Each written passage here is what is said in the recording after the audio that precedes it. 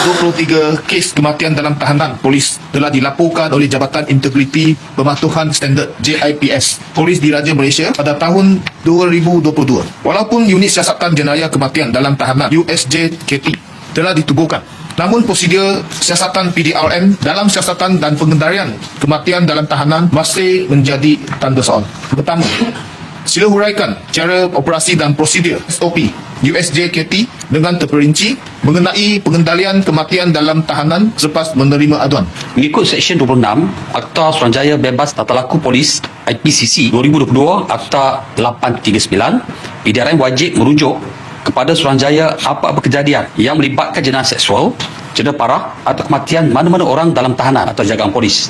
Siasatan yang dijalankan meliputi siasatan terhadap tempat kejadian, bedah siasat postmortem, mayat OKT, si mati, menghantar spesimen untuk analisa DNA dan toksikologi oleh Jabatan Kimia Malaysia. Kertas siasatan akan dirujuk kepada Jabatan Pegawai Negara untuk nasihat perundangan sebelum dirujuk kepada Yang Arif Coroner dengan cadang inquest. USJKT memaklumkan kes kematian dalam tahanan polis pada Suruhanjaya Hak Asasi Manusia Suhakam dan Suruhanjaya Integriti Agensi Penguatkuasa SIAP dalam tempoh 7 hari.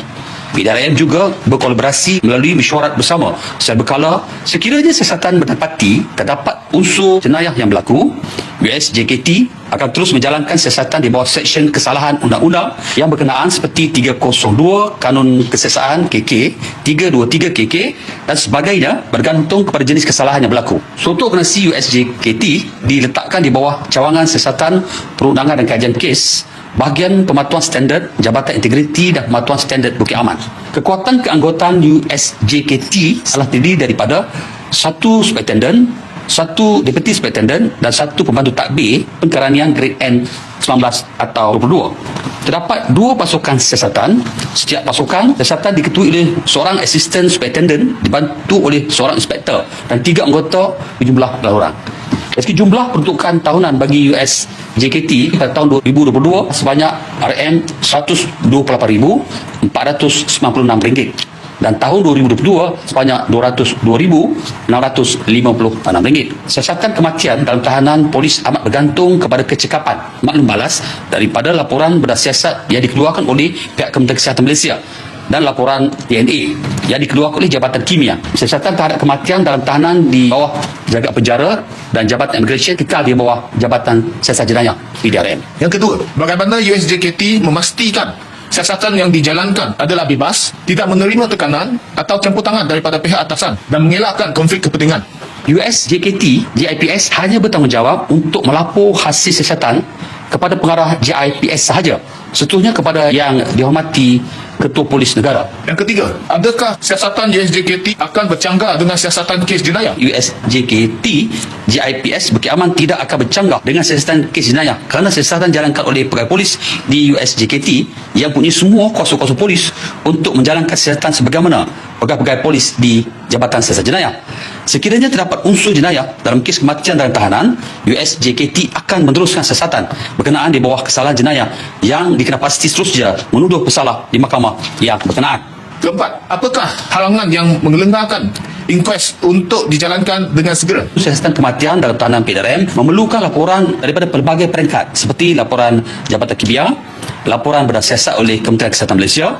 Kelima, apakah tindakan disiplin atau hukuman dikenakan terhadap pegawai berkenaan jikalau kes kematian dalam tahanan didapati berunsur jenayah, salah laku atau kecuaian? Sekiranya siasatan mendapati wujud salah laku jenayah, kertas siasat jenayah akan dibuka berdasarkan peruntukan undang-undang di bawah Kanun Keseksaan. Kertas ini akan dirujuk kepada Jabatan Pegawai Negara untuk nasihat perundangan. Orang yang disyaki akan dituduh di mahkamah sekiranya dapati wujud kes prima facie. Manakala kesalahan dari sudut kecuaian akan diambil tindakan di bawah Peraturan Penjawat Awam 1993 PPPA. Keenam, sila nyatakan sama ada KDN atau PDRM memberi sokongan kepada ahli keluarga mangsa kematian. Kawal penyiasat USJKT biasa beri pemakluman perkembangan siasatan kepada ahli keluarga mangsa bermula daripada siasat awal hinggalah seterusnya. Ketujuh, sila nyatakan usaha pencegahan kematian dalam tahanan oleh PDRM. Cek dulu baru masuk. Setiap tangkapan baru akan dibawa kepada pegawai perubatan di 5 unit kesihatan tahanan lokap berpusat mewujudkan senarai semak pemeriksaan. Lokap PDRM melibatkan 4 borang sendal semak lokap berpusat PDRM sebagai tindakan semak dan imbang secara berterusan. Penjejilan buku log lokap sudah ada dalam sistem IPRS, tetapi tidak dapat dilaksana secara menyeluruh kerana kekangan logistik di mana lokap tidak dibekalkan dengan prasarana komputer manakala capai internet yang lemah. Kerajaan telah memperuntukkan 10 juta ringgit di bawah peruntukan khas untuk pelaksanaan inisiatif pemeriksaan kesihatan UKT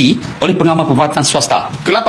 Adakah kerajaan bersedia memberi latihan hak asasi manusia secara mandatory kepada setiap pegawai penguatkuasa dan memastikan mereka mendapat sijil berkenaan sebelum diberikan kuasa penguatkuasaan? Kementerian PDRM dan Suhakam telah melancarkan modul hak asasi manusia untuk polis diraja Malaysia. Modul ini menjadi panduan kepada tenaga pengajar dalam menyampaikan kursus hak asasi manusia kepada semua pegawai dan anggota PDRM di samping menambah baik kursus hak asasi manusia yang sedia ada di institusi latihan PDRM.